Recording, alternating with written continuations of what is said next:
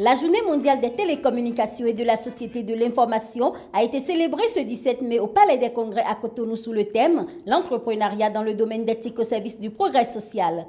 Les manifestations de ce jour visent à offrir un creuset d'échange à tous les acteurs impliqués dans l'entrepreneuriat dans le domaine des TIC qui jouent un rôle déterminant pour assurer une croissance économique et inclusive.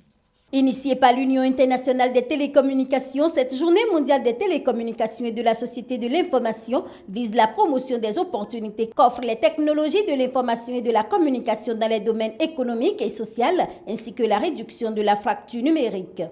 Les entrepreneurs du domaine des TIC, les jeunes entreprises et les PME jouent un rôle déterminant pour assurer une croissance économique durable et inclusive. À travers cette journée, notre département ministériel envisage d'offrir aux acteurs du secteur une excellente occasion d'échange et de réflexion sur la contribution de l'entrepreneuriat du domaine des TIC et une croissance économique inclusive. L'appui institutionnel aux jeunes entrepreneurs, la réalisation d'une analyse de l'impact de l'entrepreneuriat dans le domaine d'éthique sur le progrès social et les échanges entre les acteurs sur les initiatives nationales et les bonnes pratiques internationales sur l'entrepreneuriat dans le domaine d'éthique sont entre autres les attentes de cette journée mondiale des télécommunications et de la société de l'information.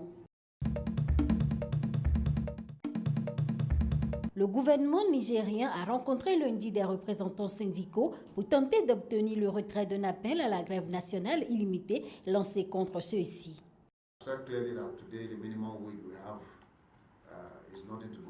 J'ai dit clairement qu'aujourd'hui, le salaire minimum ne suffit pas. Et c'est pour cela que nous rappelons clairement, pour notre part, 90% des négociations seraient un gain évident pour une personne ordinaire là-bas qui travaille en tant que Nigérien. Si nous allons vers cette direction, cela signifie regarder la tendance de la réglementation actuelle et ce que nous avons, nous pensons que nous survivrons.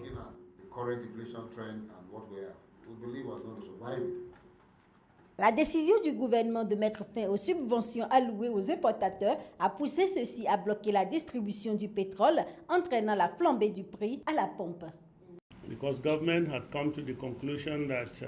Parce que le gouvernement était arrivé à la conclusion que la tarification du régime en place était insoutenable, le gouvernement n'a pas pu réaliser qu'il ne serait pas en mesure de maintenir l'offre de devises requise par les participants de l'industrie à importer des produits du pétrole.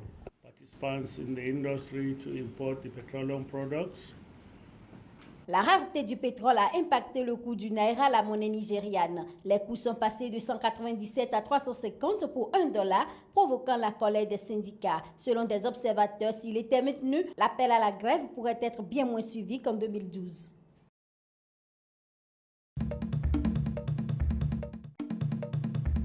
Les députés du parti d'opposition des combattants pour la liberté économique EFF ont échangé des coups de poing avec des membres de la sécurité du Parlement mardi alors qu'ils étaient expulsés de force de l'hémicycle où ils réclamaient le départ du président Jacob Zuma. C'est injuste et inacceptable que ce Parlement ne voit pas ce qui cloche, que même la Cour constitutionnelle a de sérieuses évidences contre Zuma, que rien ne se passe. Personne n'a été réprimandé, personne n'a été viré, et aujourd'hui c'est un jour comme les autres. C'est inacceptable. C'est pour cela que nous demandons à vous, Madame la Présidente, et au Parlement, de ne pas autoriser le président Zuma à s'exprimer ici.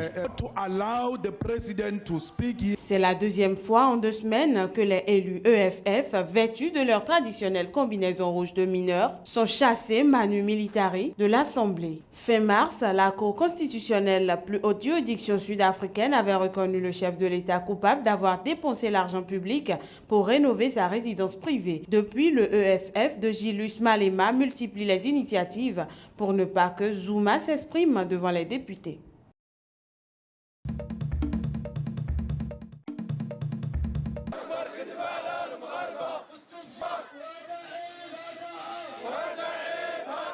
D'anciens détenus salafistes marocains se sont rassemblés lundi devant le Parlement à Rabat pour réclamer la réouverture de l'enquête relative aux attentats de Casablanca en 2003, accusant le gouvernement de fuir ses responsabilités. Les conditions de vie des prisons sont très difficiles. Même après 13 ans, nous attendons la libération de nos maris et fils. Il y a aussi la question de l'éloignement de nos détenus qui sont à des centaines de kilomètres de leur famille. À l'occasion du 40e anniversaire de la Marche verte le 6 novembre 2015, le roi Mohamed VI avait gracié 37 détenus salafistes.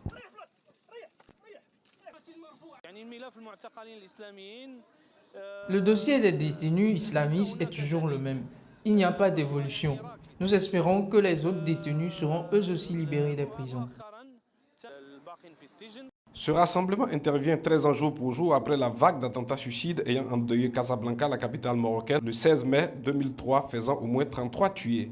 Dans la foulée, les autorités marocaines avaient arrêté environ 8000 personnes et plus d'un millier d'entre elles avaient occupé des différentes peines allant de 17 ans à la peine capitale.